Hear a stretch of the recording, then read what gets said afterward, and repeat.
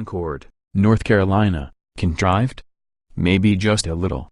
But Chevrolet's idea to give us a 2017 Camaro Zl1 to drive to Daytona Beach, Florida, made sense once the company added up the numbers, 650 for 500 to the 500.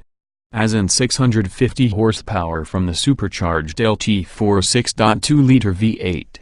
As in 500 miles from Concord, which is just north of Charlotte, to Daytona Beach. And 500 again, as in the Daytona 500, where two Chevrolets would start on the front row, both from Hendrick Motorsports, more about that in a moment, which would follow the Camaro Zl1 pace car to the green flag, driven by the semi-retired Jeff Gordon, who won 4 NASCAR championships for Hendrick and Chevrolet. Tidy.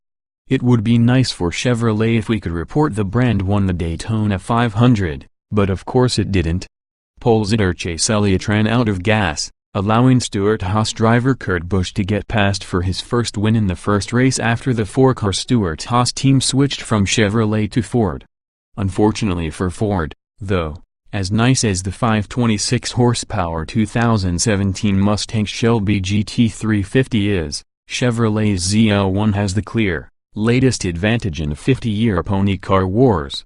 Yes, Dodge has the delightful 707 horsepower Challenger Hellcat, but the chassis and aerodynamics are a few years behind the hottest Camaro and Mustang.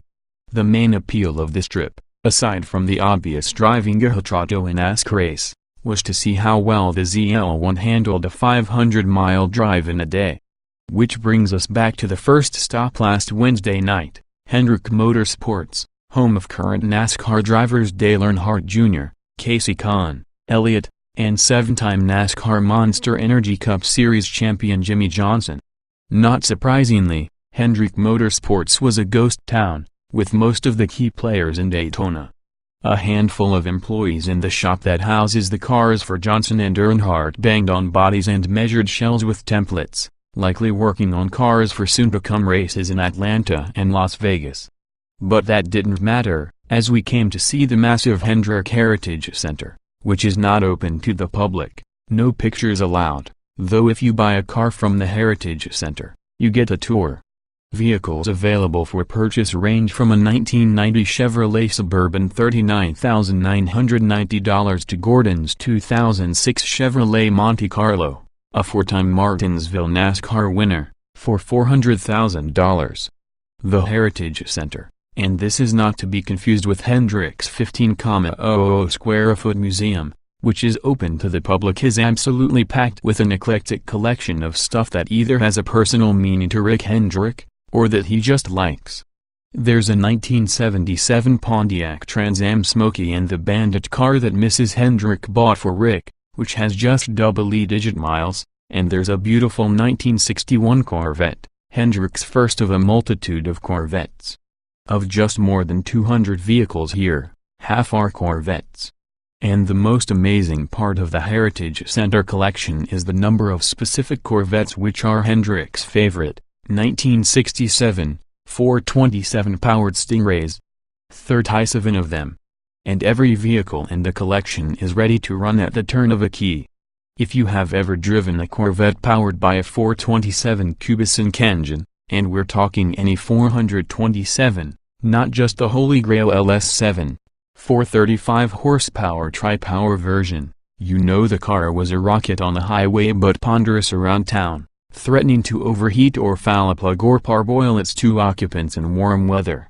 It shook, it rattled, it roared, and it often took little more than a Sunday drive to cause the Corvette-loving husband to trade in his big luck prize on something more docile, or face divorce. Apologies if this sounds sexist, but men who expected a 100-pound wife to embrace a 4-speed, 427 Corvette as her daily driver better have married Shirley Muldowney. Which brings us to the 650 horsepower Camaro Zl1. It's a car that, if you have 2 very short friends that can fit on the package shelf that passes for a rear seat, is absolutely delighted to carpool around Manhattan. Especially with the new 10-speed automatic transmission, which, we'll go ahead and tell you now, is the single most impressive feature of the 2017 Zl1. It replaces the 8-speed automatic we had in the 640 horsepower Cadillac CT-SV a few weeks ago, the only feature we came back complaining about after a 700-mile weekend in the Caddy. It tended to shudder slightly as it hit 8th gear, and the engine dropped back to 4 cylinders to save gas. No such problem in the Zl1, but not much in the way of gas savings, either. Our mileage ran pretty close to the grim EPA ratings of 12 miles per gallon city, 20 highway for the automatic, and 14 city and 20 highway for the 6-speed manual. Buy the automatic, and you'll pay $1,595 more than the manual, and $2,100 in the federal gas guzzler tax, $1,300 for the 6-speed. This brought the sticker of our loaded Zl1 convertible with the automatic to $72,325. The 6-speed coupe we drove, which had a base price of $62,135, was about $5,000 more than that out the door. And speaking of out the door, we were Thursday morning, after a briefing on the car. Automobile Magazine has already given you the details in a couple of stories. This time our job was to tell you how it all worked on an actual trip. The first half of the 500 miles, we spent in the aforementioned 6-speed coupe, which was optioned heavily, including the $495 MyLink audio system with navigation, and an 8-inch touchscreen. It's nice to see the prices of nav systems dropping in view of the fact that we all have smartphones, or lacking that, a perfectly satisfactory $89 TomTom from Walmart. The 6-speed manual is well matched to the engine's prodigious power. The shifter itself is stiff, but the car was brand new, and after a few thousand miles it'll be fine. Clutch action is firm but doesn't require a lot of pressure, though take-up is a little abrupt. Especially, as I learned, if you don't know how to drive a manual, as my carmate did not, or at least hadn't driven one in years. Clutch take-up is really abrupt then, until you get the hang of modulation. Or don't. Either way, we made it to the checkpoint unscathed, where we swapped the coupe for a convertible, also gray, as the Ferrari red and yellow models tends to be highway patrol magnets.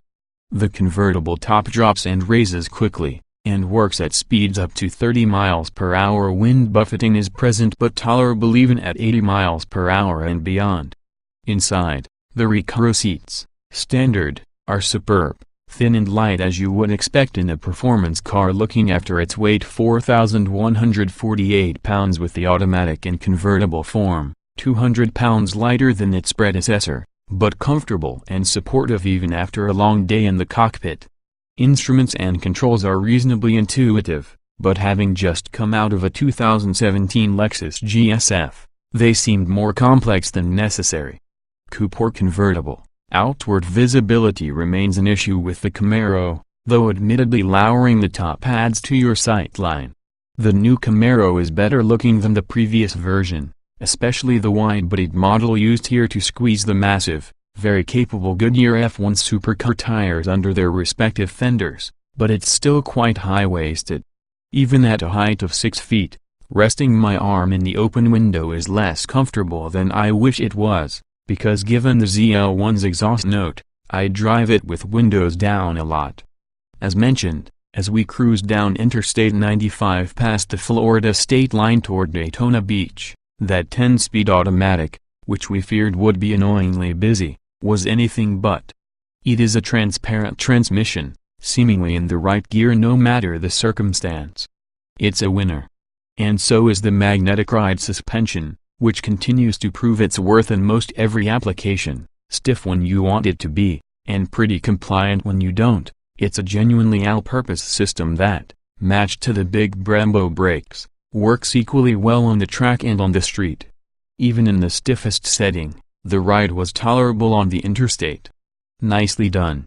So we made it to Daytona Beach in the Camaro Zl1, if not quite to Daytona International Speedway, where, since the Daytona 500 is a restrictor plate race, we would have arrived with more horsepower than any car NASCAR had at the track this weekend, and for that matter, at least as much horsepower as any entry in the Rolex 24 at Daytona Sports Car Endurance race a few weeks ago.